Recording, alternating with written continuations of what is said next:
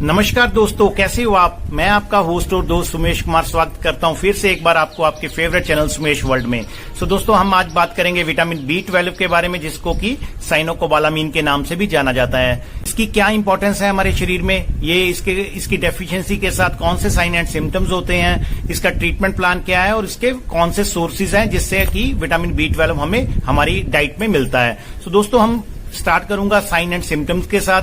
अगर हमारी जीभ में सूजन महसूस होती हो, हमारी जो स्किन का कलर अगर पीला पड़ गया हो और सडन हमें लगता है कि हमें कुछ ना कुछ भूलने की आदत पड़ गई है, तो और हमें अगर सडन थकान महसूस होती है, हमारे हाथों की और पैरों की उंगलियों में झंझनाहट और जलन महसूस होना, और दोस्तों इसके साथ साथ ही अगर हमें ये लगे कि हमारे डेफिशिएंसी इसकी ज्यादा रह गई है, तो ये डिप्रेशन के सिम्टम्स में भी अगर हो रहे हैं तो लगता है कि विटामिन B12 की कमी है।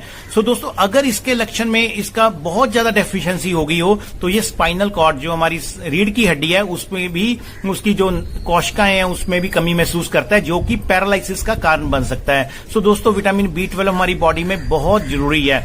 तो इसके क्या विटामिन B12 क्या हेल्प करता है हमारी बॉडी में कोर करने के लिए। जो बेसिक यूनिट अगर देखते हैं कि हमारी बॉडी में बेसिक यूनिट दोस्तों सेल होता है। सेल में न्यूक्लियस में mRNA और DNA होते हैं, उसकी रिपेयर को करने के लिए हेल्प करता है और उसको जनरेट करने के लिए विटामिन B12 बहुत हेल्पफुल होता है।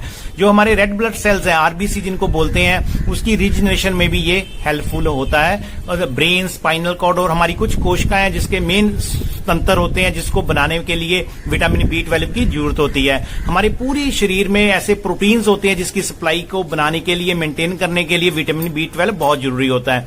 दोस्तों, ये चीजें हैं जिसके लिए विटामिन B12 की नेसेसिटी है हमारे शरीर में। हम देखते हैं कि हमारे शरीर में अगर विटामिन B12 की कमी होती है तो क्या कमी है, किस कारण से कमी होती है। अगर किसी को इंटेस्टाइन या आंतों की प्रॉब्लम है, या किसी ने बैरिएट्रिक सर्जरी कराई है, जो वेट को कंट्रोल करने के लिए हम सर्जरी करवाते हैं, वो करवाई हो, उससे भी डेफिशिएंसी विटामिन B12 की होती है। क्रोन्स इंटेस्टाइन की प्रॉब्लम होती है, क्रोन्स सिम्टम्स, उसको भी अगर करने में ये हेल्पफुल, अगर वो प्रॉब्लम हो तो उसके लिए भी विटामिन B12 की कमी होती है। अगर लॉन्ग टर्म अनीमिया, किसी को खून की कमी लंबे समय तक रहती है, वो भी विटामिन B12 की डेफिशिएंसी का कारण बनती है।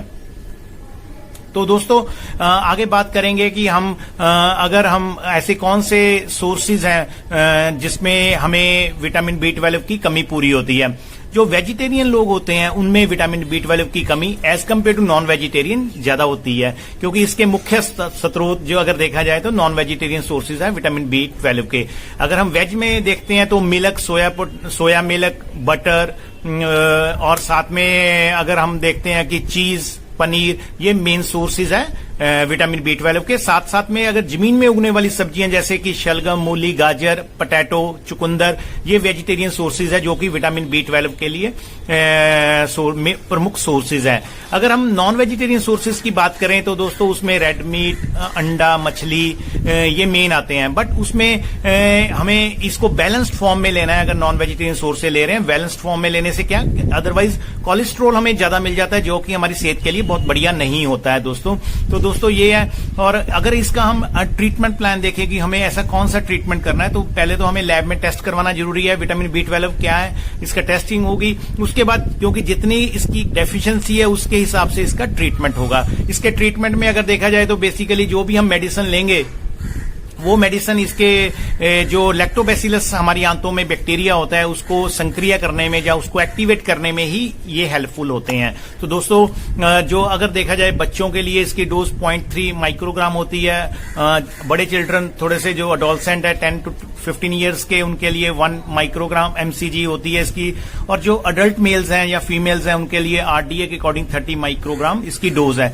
दोस्तों हमें लगता है कि विटामिन B12 इतना ज्यादा इंपॉर्टेंट नहीं है, बट अगर हम इसको ओवरऑल देखें, ये हमारे ऐसे बहुत इंपॉर्टेंट प्रोटीन्स, DNA को मेंटेन करने में, रिपेयर करने के लिए हेल्पफुल है। अगर इसकी डेफिशिएंसी सीवियर होती है, स्पाइनल कॉर्ड में जाके हम पैरालिसिस की तरफ भी जा सकते हैं। तो आज के टाइम में विटामिन D के साथ साथ विटामिन B12 भी हम लैब टेस्टिंग में इंपॉर्टेंट बन गया है। दोस्तों, आप इसको रेगुलर चेक कराएं और प्रॉपर इसका ट्रीटमेंट लें और वेजिटेरियन और नॉन वेजिटेरियन सोर्सेज से इसकी कमी को पूरा करिए।